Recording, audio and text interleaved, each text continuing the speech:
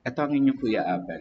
Bago tayo magsimula, tandaan natin, ang figure drawing ay hindi simpleng pagkopya ng katawan ng tao. Ito ay pag-unawa sa galaw, proportion, anatomy, at character ng isang figure. So sa lesson na ito, matututunan natin kung paano makikita ang katawan bilang isang structure. Mula sa gesture at basic forms hanggang sa tamang proportion. Kaya ihanda ang inyong lapis at papel at higit sa lahat ang inyong observation. Tara, simulan na natin ang figure drawing. Madalas, inuumpisahan natin ito sa basic shapes. So, make it a habit na ginagalaw natin ang kamay to create some circles, yan, square, very fluid lang dapat. And triangles, or anything na pwede natin gawin na hinahayaan nating maging fluid yung kamay. Siya nga pala, gumagamit ako ng pencil na 8B. Normally,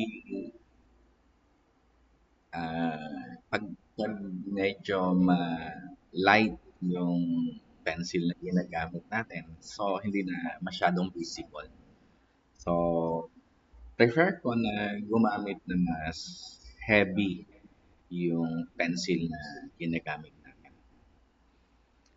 Ayan, establish lang natin yung mga basic shapes na kahit anong shapes na naiisip nyo at kung posible, gawin nyo itong dimensional. Ayan, may lalim. So, practicein nyo ng practicein yan kahit wala kayong ibang dinodraw. Ah, yung calculation natin at yung accuracy natin pagdating sa mga distances. Napakahalaga kasi nung subdivision ng mga shapes na ginagawa natin. Okay? Sa pag-uumpisa ng figure drawing, syempre kailangan alam natin yung estimated height. Sa umpisa ko ngayon, nilalagay ko yung height ng head at saka na pinaka foot or yung base natin. Sa pag-i-establish, syempre, alam natin kung dapat nakatayo or in any form. Pero for this time around, umpisahan muna natin sa isang simpleng pagtayo.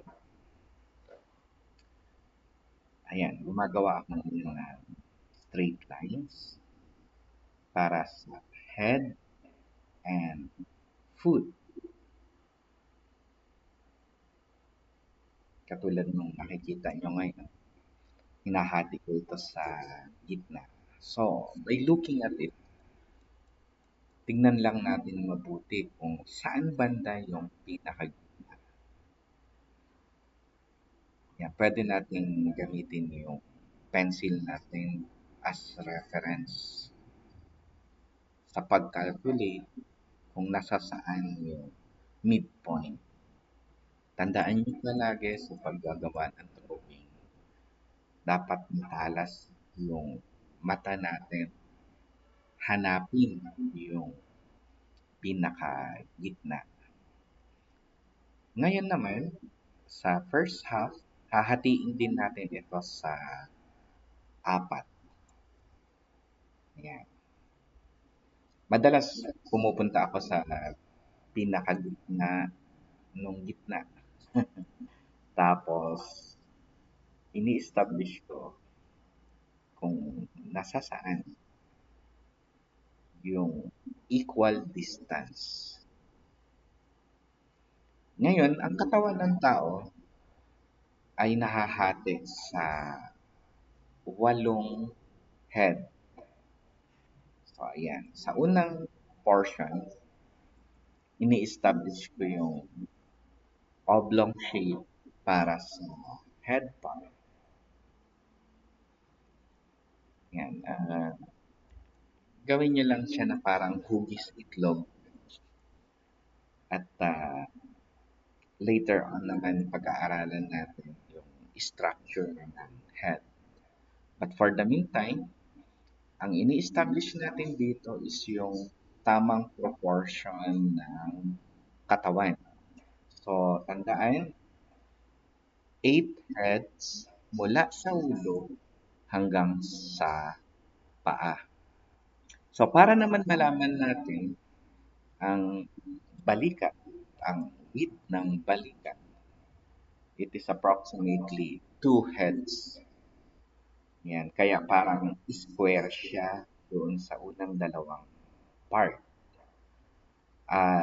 Hatiin natin yan sa tatlong portion at yung unang part, yan yung position sa balikat. Katulad ng nakikita niya sa ini-illustrate ko. So, this is the navel part or yung belly button natin. At yung rib, rib, rib cage. Ayan. Inumpisahan lang natin sa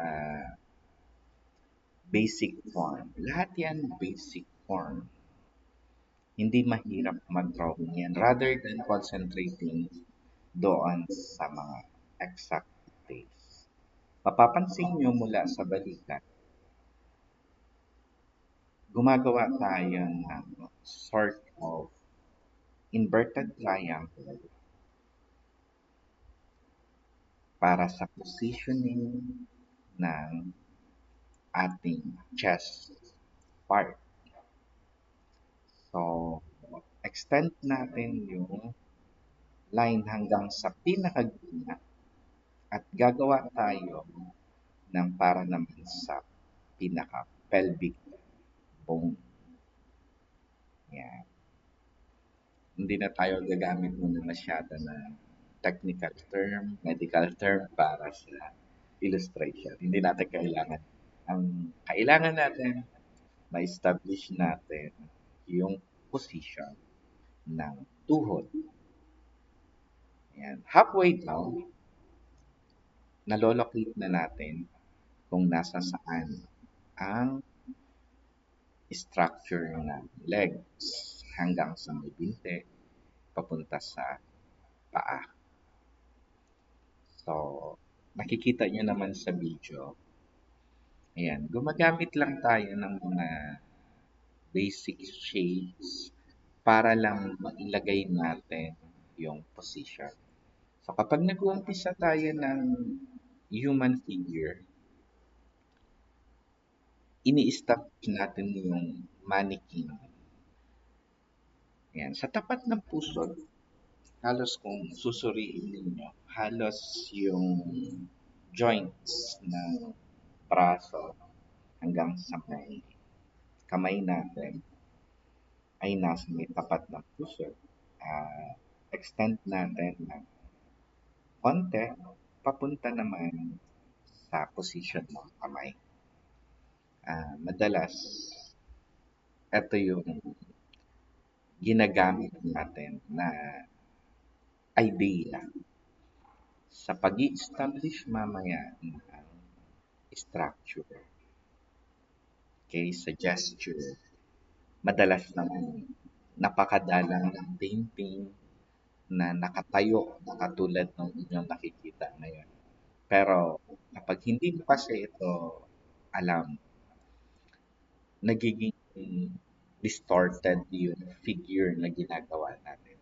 So, laging tatandaan Nahahati yan sa 8 heads at